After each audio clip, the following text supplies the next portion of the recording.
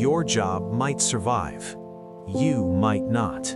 Work is still getting done. Packages are shipped. Calls are answered. Scans are reviewed. But look closely. Fewer humans are doing it. This isn't a factory shutdown story. It's quieter than that. And most people haven't noticed yet.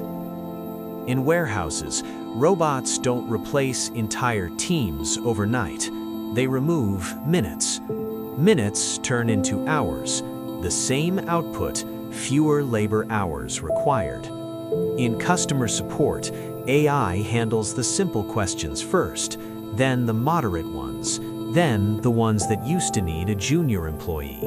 Hospitals use machine learning to flag scans faster, not to replace doctors, to reduce time.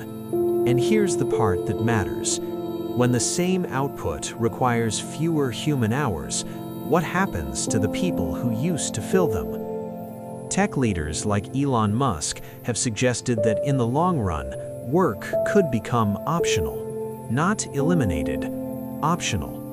And scientists who study complex systems, including Nobel laureates like Giorgio Parisi, have shown that small structural changes can cascade through entire systems.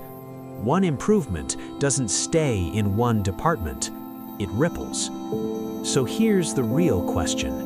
Imagine productivity surged while required human labor hours fell sharply. Who keeps the difference? In theory, higher productivity should mean more leisure, shorter work weeks, more freedom. But our income is still tied to hours. The machine saves time. The system sells time. So if fewer hours are required, do we get paid the same? Or do we compete for what's left? You already know how markets usually answer that. The biggest risk isn't mass unemployment, it's something stranger.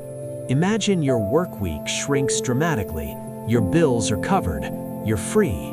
Now what? Most people say travel, hobbies, start a business, for a while. But work doesn't just generate income, it gives you structure, routine, deadlines, a reason to wake up at a fixed hour. Remove that suddenly, and something else fills the gap. One risk is that screens rush in, endless scrolling, passive consumption. The attention economy is very good at filling empty time. So here's the uncomfortable possibility. What if automation doesn't create a leisure society, but a distracted one, time-rich, direction-poor? That's not speculation about the distant future. You can already see pieces of it.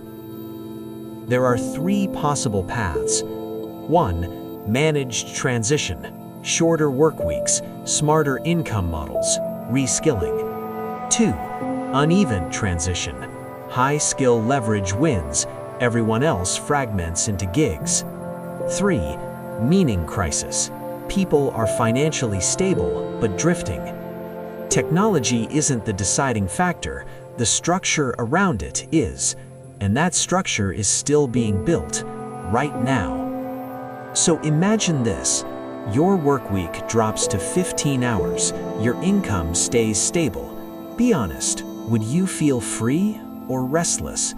Type the first word that came to your mind. That answer might tell you more about the future than any prediction ever could.